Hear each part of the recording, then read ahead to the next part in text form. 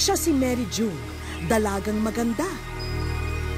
Malayang nagagawa ang gusto niya.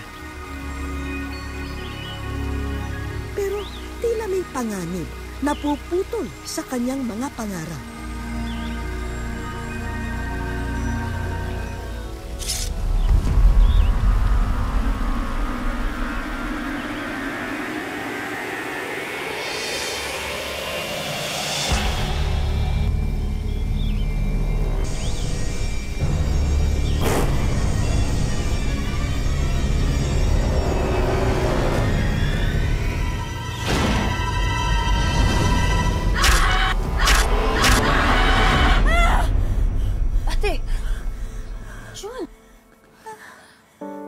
Nananaginip ka lang. Isinilang si Mary June na may kapansanan sa buto o orthopedic disability. Ito rin ang sanhi kung bakit maliit o payat ang kanyang mga bias. Ang tawag dito ay atrophy. Bunso, pasensya ka na. Hindi ka naman nakatulog ng maayos na namin sa akin. Ate, okay lang yun. Basta, promise mo sa akin magpapahinga ka. Babawi ka ng tulog. Ayoko muna matulog. Baka mamaya bumalik na naman ako sa bangungot ko. Ate, kaya nga panaginip kasi hindi totoo. Totoo siya. Dahil wala akong kamay at wala rin akong paa. Iniisip mo lang yan. Basta, magpapahinga ka. Babawi ka sa tulog, okay po? Sige. Okay, sige.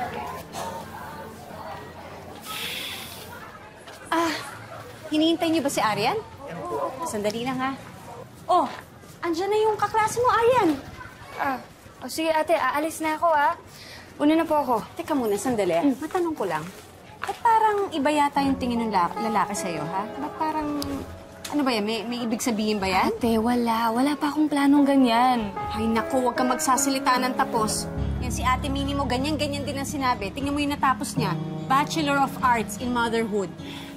Ate, basta ako, marami akong plano sa buhay. At saka may promise ako sa inyo ni ate, di ba? Ate, may usapan na tayo, di ba? Aalagaan ko siya. Ay naku, promise mo yan, ha? Promise po. Ayan, sige. Ito na muna yung bakon mo, ha? Pasensya ka na dyan. At kulang tayo ngayon. Oks lang yan, ate. Ako nang bahala para magkasya to, okay? Sige, bye-bye. sige. Bye-bye po. Ingat. Bye-bye po. Ulila na sa magulang, kaya mga kapatid na lang ni Mary June ang kasama at umaalalay sa kanya. Paano raw ipagpapatuloy mangarap kung ang buong buhay mo ay tila isang masamang panaginip? Paano kung isinilang ka na may kapansanan na hindi na raw magagamot? Saan ba tayo huhugot ng lakas ng loob para ipagpatuloy pa ang buhay na isinumpa? Hatid po namin ngayon ang kwento ng isang taong patuloy na kumapit sa kanyang pangarap sa kabila ng kanyang hindi pangkaraniwang kondisyon. Magandang araw po mga kapuso, ako po si Vicky Morales at ito ang Wish Ko Lang.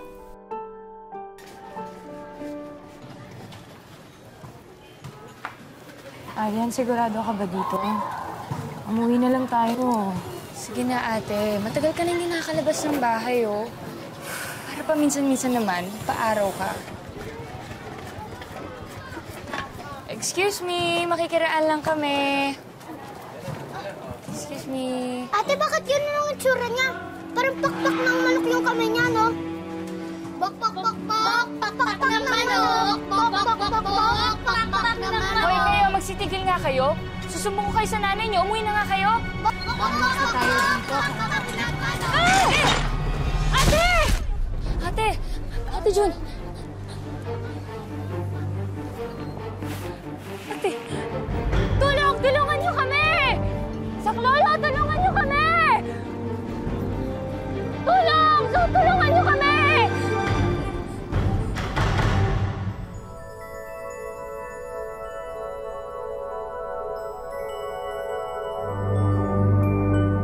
Sa mga panaginip lang ni Mary June, nagagawang kumiti. Pero gaya ng ibang panaginip niya, laging nauuwi ito sa bangungot. Kaya ipinagtataka niya kung ano ang katumbas nito sa totoong buhay.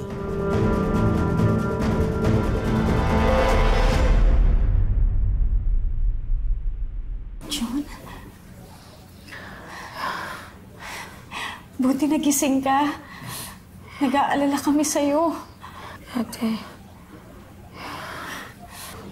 Oh, Arian. Tawag ka. Ate, sorry. Sorry kasi kasalanan ko to eh. Kung di dahil sa akin, di ka mauuntog. Arian, wala kang kasalanan. May kasalanan yung mga batang yun. Sila yung nanunukso. Ako, pag nakita ko yung mga yun. Arian, wala kang kasalanan. Tama yung ate mo.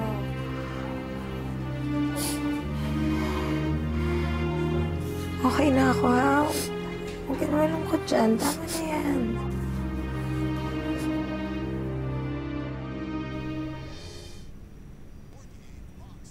Oh, anong ginagawa mo?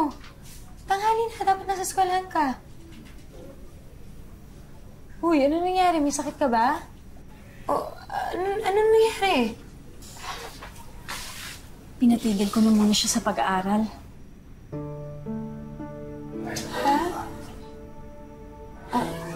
Bakit? Hindi na kasi nakakapagpadala ng pera si ate at saka si kuya eh. Mukhang gipit din sila. Hayaan nyo. Kaya naman ako lalabas ngayon kasi maghahanap ko ng trabaho. O siya, sige. Iwanan ko na kayo, ha? Bantayan mo ang ate mo.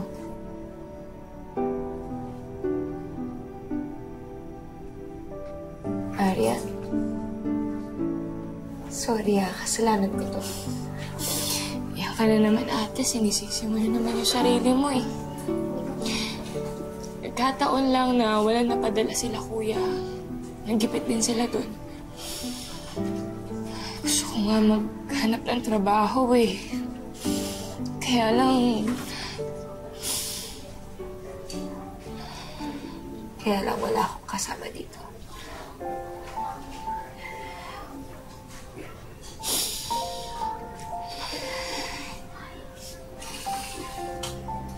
Ate, huwag ka naman ganyan.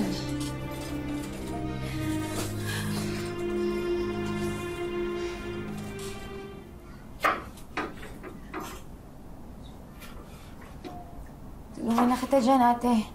Hindi na, kaya ko na to. Kaya ko naman tumulong eh. June, kaya ko na to. Kaya ko naman tumulong, ate. Ay, ako.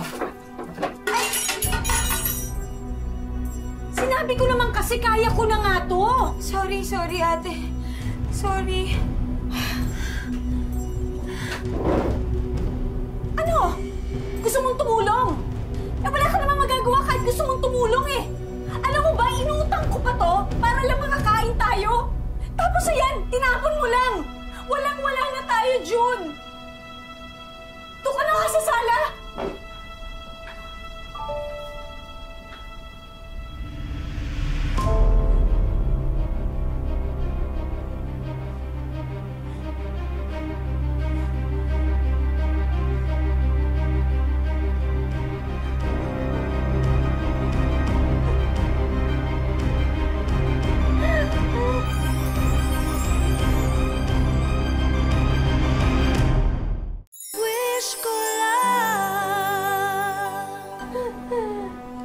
Ate? Ate June, Ate Maribel. Oh. Ano nangyari dito? Oh, Arian. Ba't ngayon ka lang? May magandang balita po ako sa inyo. Naku ate, di ba dapat magkikita lang talaga kami? Pero nakitawag ako sa kanila. Sino tinawagan mo? Si Kuya Jomar po. Si Jomar? O, kumusta na daw sila? Okay naman daw po sila at nakaluwag-luwag na rin daw po sila. Kaya bukas na bukas po makakapagdala po sila ng pera sa atin. Talaga? Naku, may pantawid na rin tayo kahit paano habang pumapasok ako sa trabaho. June, pasensya ka na. Hindi ko sinasadya. Nagpadala kasi ako sa galit ko eh. I'm sorry. Pasensya ka na din, ate. Sorry, ha.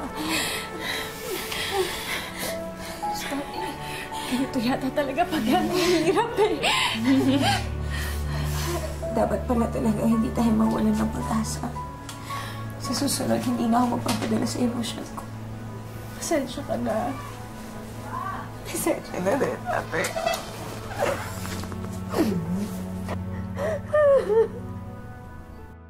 Mula ng isilang hanggang sa magkaisip, pakiramdam ni Mary June na pahirap siya sa kanyang pamilya. Kaya naman wala siyang ibang hangad, kundi mabago na sana ang sitwasyong ito.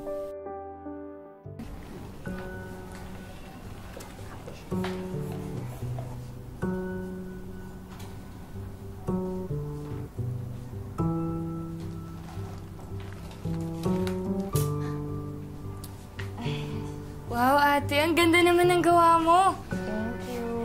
Galing ah. Wala naman akong ginagawa maghapon, kaya naisip ako na lang mag-drawing. Ay nako, malay mo balang araw maging hanap buhay mo pa yan. Di bale, sa susunod sweldo ko, ibibili kita ng pintura. Tsaka ano yun, dun sa, ano yun? Canvas. Canvas yun, ate. Sige, yun, tama. Tapos, malay mo, magkaroon ka ng sarili mong studio. Pwede.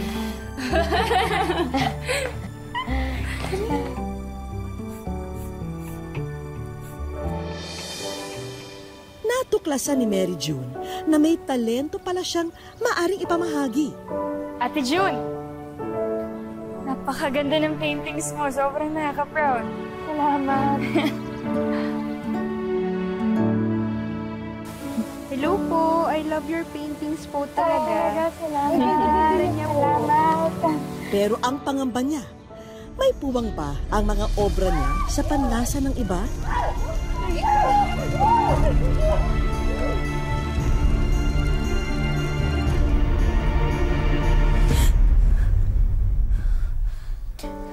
Nananaginip ka na naman. Panaginip lang. Salamat sa Diyos, panaginip lang. Ang ganda-ganda mo, bunso. Gising ka pa ba? Baka nananaginip ka pa, ah. Oo, nagising na ako. Halika, labas tayo. Sigurado ka? Kasi yung huli nating labas. Oo, sigurado ako, no? Halika, tara, labas tayo. Gusto ko, maghanap ako ng ipipinta ko. Sigurado ka, ah? Oo, halika na. Tara na. Sige, sige. Okay ka lang ba, ate? Oo, okay lang ako. Hindi ka ba apektado sa kanila? Hindi, no? Kita mo naman ang swerte-swerte ko. May mga kapatid ako nag-aalaga sa akin at nagmamahal sa akin. Tingnan mo naman, no? Ang ganda-ganda na nagtutulak ng wheelchair ko.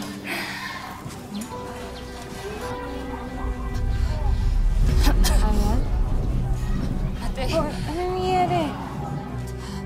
Okay ka lang, Arian? Uy! Tulong! Arian! Arian! Arian! Tulong! Tulong! Kailangan namin ng tulong dito! Arian! Tulong! Dok, kumusta po yung kapatid ko? Ano po yung kalagayan niya ngayon? I'm very sorry. She has cervical cancer. Ha? Dok, baka naman nagkakamali kayo. Ang bata-bata pa niya para magkaroon ng ganong klaseng sakit.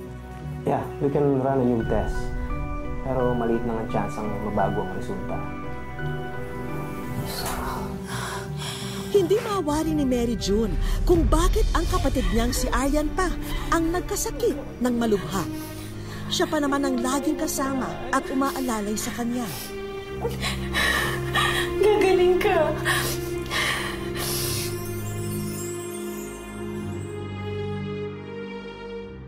Wish ko lang.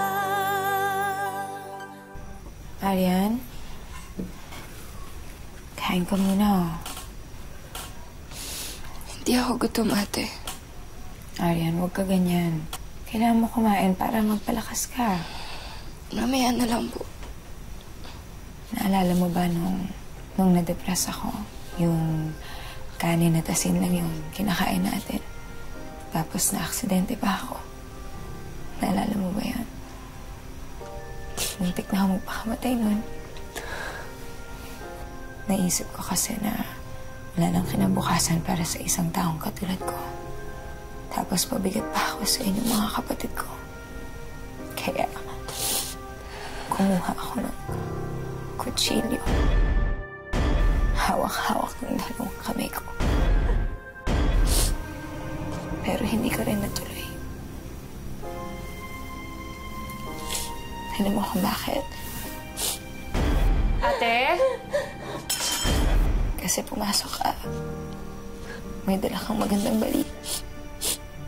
Sa pagpasok mong yun, naisip ko, may mga tao pa palang nagmamahal sa akin. Hindi ako nagpakamatay dahil naisip ko naman na hindi lang sa akin yung buhay ko. Kung hindi sa inyong lahat na nagmamahal sa akin. Kaya dapat lumaban ka, ha?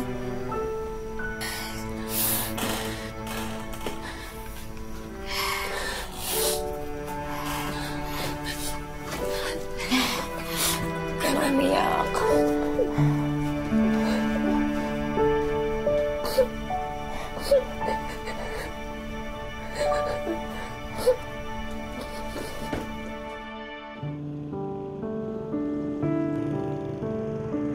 Isang dekada na rin ang lumipas mula nang malampasan ni Mary June ang mga mabibigat na unos sa kanilang pamilya.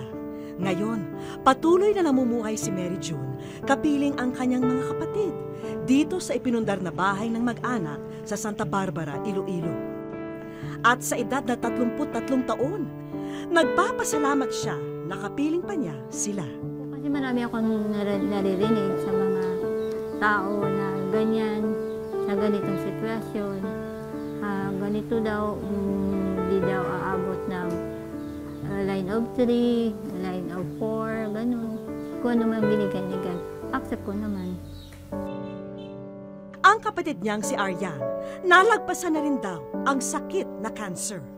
Simula na po na nag-stop ako ng 6 cycles na chemotherapy and then monitoring po ng FFB ko. Yung bumababa po yung cancer cells ko, yung po nalalaman na okay na po yun, survive na po ako sa cancer ko.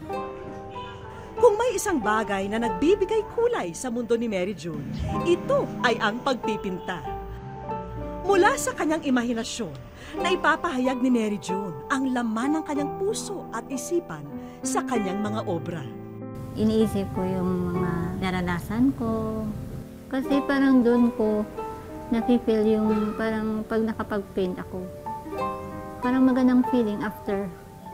Gusto niya makita ng ibang tao, yung guhit niya, mga drawings niya, mga paintings niya, yung po dream niya. Yung di po dream ko para sa kanya, na maka-exhibit po siya.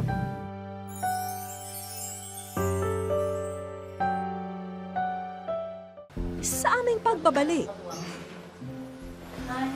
Hi, Mary June! Hello!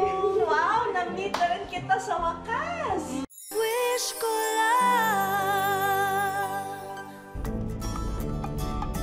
Isang magandang umaga ang babati ngayon kay Mary June. Wala siyang ideya na personal naming tutuparin ang hiling ni Aryan para sa kanya. Nandito po tayo ngayon sa Santa Barbara, Iloilo at handa na po tayo para sorpresahin si Mary June dito mismo sa kanyang bahay. Tara?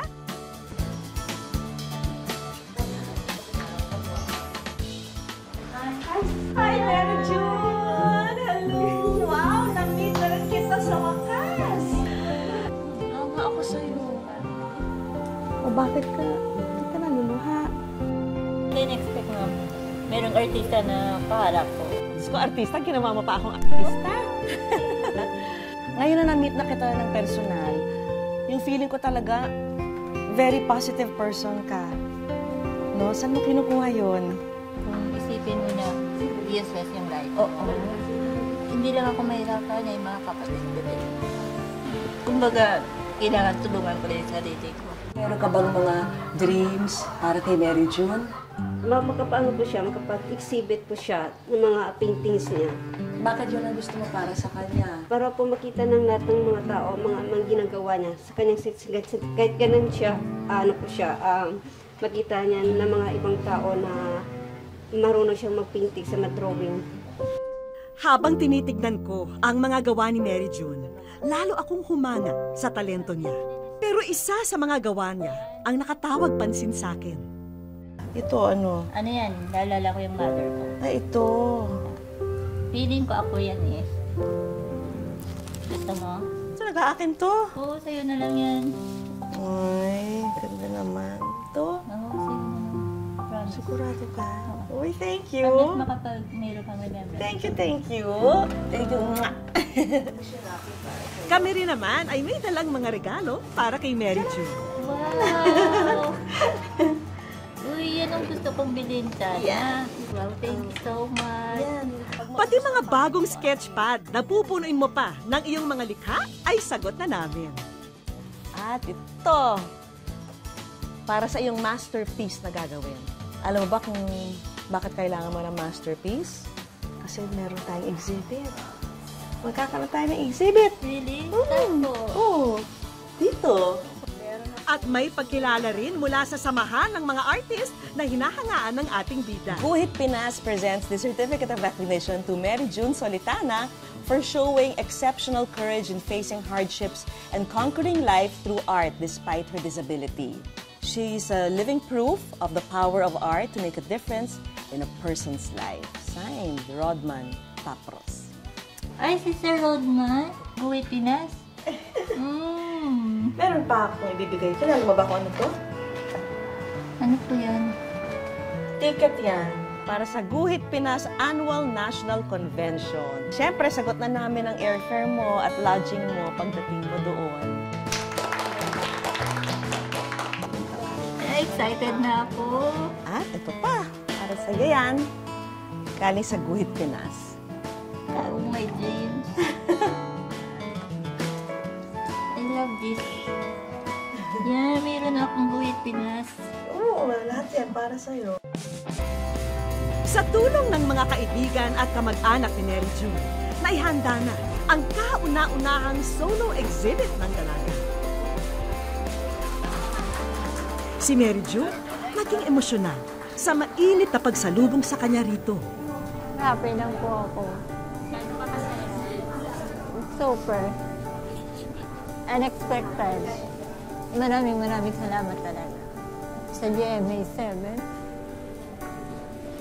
At sa wish ko na, tinupad yung wish ko. MJ, maraming salamat sa pinakita mong galing sa pagpinita. Naging inspirasyon ka sa lahat dito sa ating bayan, lalong-lalo na sa mga kababaihan.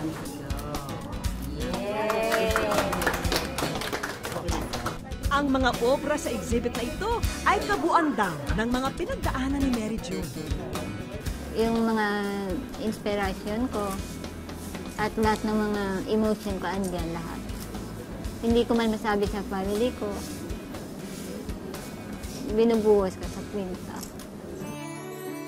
Patid ng mga kaibigang artist ang halaga ng exhibit na to para kay Mary June. Naalala mo, dati pinag-uusapan lang natin na sana balang araw magkaroon ka ng sarili mong exhibit. Kaya nga. Tapos ngayon nandito na tayo. Nandito ka na. Yeah, I'm really happy for you. Tama ka. Thank you. Bukod sa exhibit, may libreng workshop din na handog ang ating mga kaibigan. Magkakaroon ka ng scholarship grant from the local government in itong Santa Barbara kasi naniniwala kami sa iyong kakayahan. So MJ, ang Centennial Museum is open for all your artworks. And thank you for sharing your talent to the community.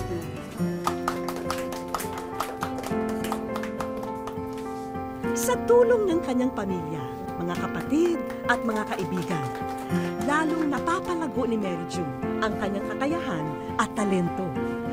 At sa katuparan ng kanyang hiling, hatid din ito'y saya at inspirasyon para sa lahat. Sa kabila ng kanyang kapansanan, inspirasyon ang hatid ni Mary June para sa mga nagmamahal sa kanya. Dahil siya ang patunay na habang may buhay, habang may kakayahan tayong mangarap, hindi dapat tayo sumuko.